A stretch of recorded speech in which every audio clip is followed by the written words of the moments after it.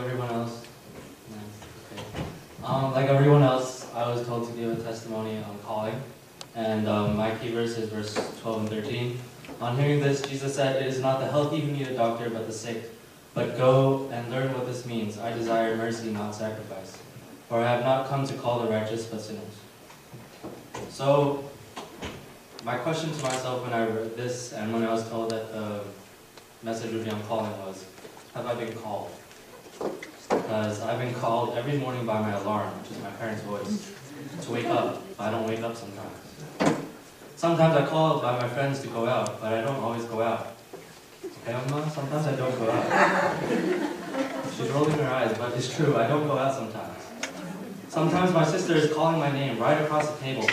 Sometimes I'm ignoring her. Sometimes I really can't hear her because I'm just too engrossed in something.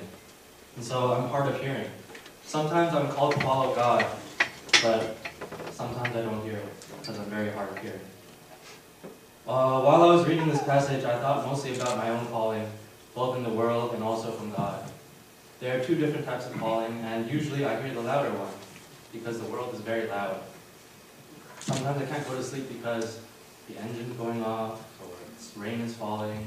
Sometimes I think I can even hear the snow falling. But it's louder than my alarm, but at the same time it's more subtle. Through subliminal messaging, it continues to call me no matter where I look. When I look at clothing, it's calling, buy. When I'm looking at a pretty girl, it's calling. When I'm looking at food, it's saying, eat me. When I'm looking at anything, the world is calling. The guitar is calling me to play right now and just ignore everyone else. And obviously, looking at that, I'm very sinful and very dirty. Looking at what I'm wearing, I don't look very dirty. But this is actually what I wear to class every day. So this is not anything special. The jacket is special for you guys. But today I actually had an exam, and so I dress extra nice on days that I have an exam, because it's like my good luck charm and my prayer. But I'm really a sinner, and I'm studying medicine, trying to keep people healthy, but I myself am physically and, not physically, spiritually sick. There are many things that make me sick, but one of the biggest is my failure to listen to the calling. I don't know if I've been called to do anything meaningful before.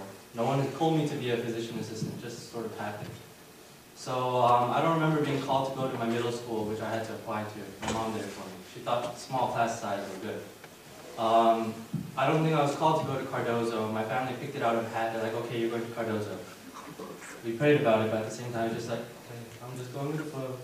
And so instead of going to Bronx Science or Stuyvesant or wherever, I went to Cardozo because my mom picked it out of the hat. I don't think I was called to be part of the band for International Bible Conference or the praise band in HBF or the volleyball team or the fencing team. So when do you think you've been called? There are other things that seem like calling in my life. When I applied for colleges, I felt like I was called to go to a very, very prestigious, educational, like top-tier college. But after applying, I was rejected or blocked by obstacles, leaving me only a very few options for college. The best deal in terms of money and job outlook was St. John's University. That's where I am now. It was devastating for me when I got accepted to St. John's. It was actually my first acceptance out of all the ones I applied to. So I texted everybody, I'm like, guys, St. John's accepted me. I'm not going there. Like literally, I sent a picture to everyone. I'm like, St. John's, give me full scholarship. I'm not going here.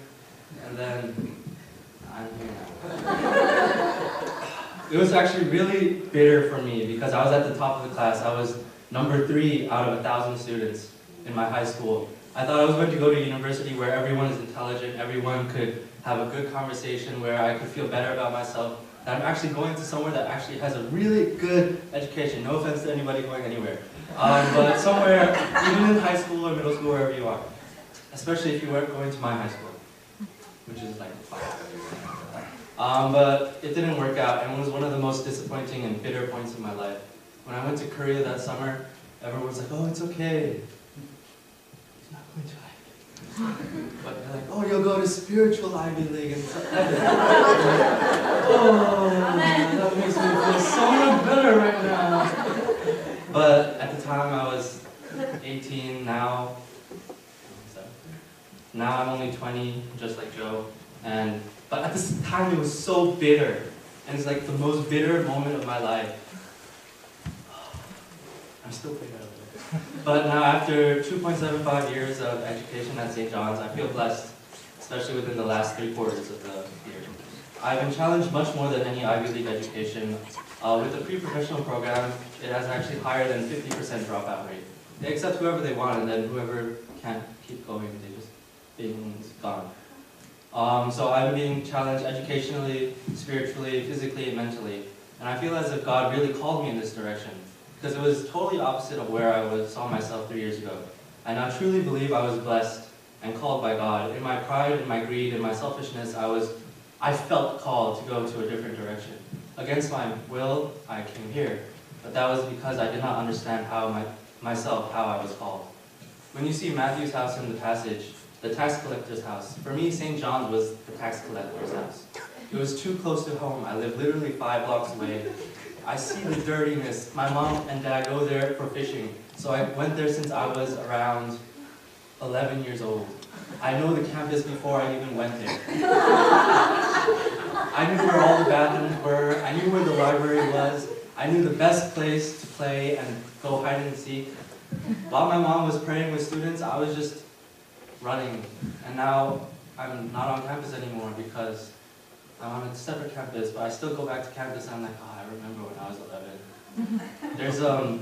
There's a little structure. It's made out of wood, and it's John the Baptist. And then there's a rock. You know this what I'm talking about, right, Amma? And so it's John the Baptist with a stick, and the water's coming up. And I remember that place because I always loved that place. And now I look at it, I'm like, I remember that. And that's how St. John's was to me, especially when I was applying to colleges. It was my super safety school. I knew I was going to get in, and I was like, I don't want to go here, but just in case, I'll put it up. And the application fee was free. But that's probably how some of the disciples felt going into Matthew's house. They were fishermen, whatever. They probably got cheated by a tax collector once in a while. They're probably like, Jesus, I'm going to tax collector's house. They probably got cheated more than once but then Matthew was also called to be a disciple of Jesus. I have not yet heard the calling of God in my life in a personal way. I know that by going to St. John's, God forced me. He's like, you're coming with me. And I was called in that way. But in my own way, I barely heard God's calling in my own life. I said that the world's calling was loud and subtle. God's calling is quiet and subtle. It is not the loud wind or the earthquake or the fire in 1 Kings 19. It's the gentle whisper. The gentle whisper is probably floating around me all the time, but I'm very stubborn, hard-headed, hard of hearing, and always sleeping. So I've taken and taken and taken and taken from God, my family, my friends, church, and very little have I given back in return. God's given me so much and blessed me so much and expects nothing back, but He's just calling me to become part of His family, to be His child. And I realize that through the small things in my life. I've been called from the very beginning of my life. Whether you were born into a Christian family or whether you were not, you were called from the day you were born. You were called from the moment God thought of you, whenever that was. But when I fell on the steps when I was 2 years old and had a scratch on my knee, I remember that. Trust me, I was 2 years old, I remember.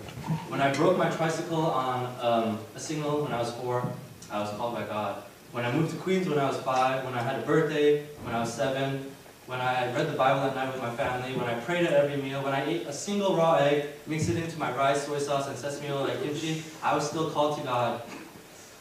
Jackie, when I went to middle school and high school, the ones I didn't really think about, when I went to university, which I really didn't want to, that's sucking the life out of me right now. I can't even stand right now because I'm so tired. I was called by God in all those times. Seriously, my leg is really tired. But in each part of my life, it's been a part of God's plan, but I still don't really get it. I still only hear a little. I'm in a really deep sleep like I usually am, deeper than when Jesus was in the store. The gentle whisper is probably around my head, tickling my nose right now. And when something tickles my nose, I usually just go back to sleep. But I have been called, and I know I have been called, and you have been called. Some of you have been called when you were 18, 19, 20, when you were in university like me. You were called to serve others and your church, and you were called to be God's children. You were called to cross 7,000 miles from South Korea to New York City. You were called from maybe China, from Chicago, from Maryland. You went to Saudi Arabia, you went to Germany, you went to all around the world. You left your homes, your family, your jobs, your opportunities, your education, because you were called by God to serve God. That's scary. It's so scary to me. It's overwhelming. It's like, oh my God. My mom went to Saudi Arabia and almost got her hands chopped off. But she's here now because God called her from Saudi Arabia back to New York. But on the other hand, most of us who were born here, or even those who were born in South Korea, after that we barely moved 20 miles. I moved from downtown Manhattan to Fresh Meadows. That's around 12 miles. If you go walking, it takes like 3 hours, but if you take a drive, it's like 20 minutes. I haven't moved that much at all. I've had smooth sailing down the river of life. God has given me a smooth boat. I have a motor engine, air conditioning, fuel, food, everything. Now there's a storm in the river, I'm still sleeping. And I've been called to hold onto the wheel and continue to live a life, but I'm still sleeping. I don't know in my head that there's a storm yet, but I'm getting the message a little bit. Like, I'm finally, and I'll be awake soon, hopefully. Please pray for me for that. I've been called, you have been called, and we have all been blessed. And so I've discovered in my life, in my struggling with aneurysms, ischemic attacks, sinusitis, hymenoptera, allergy, I have been called. And how? I still don't know exactly. I'm barely awake. I'm barely cognizant of everything, but I know in my heart, in my painful, sinful, knowing heart, that I have been called by God, and as have all of us. We just have to see it, or hear it, or feel it. And so, one word, I'm sick and I've been called in His mercy.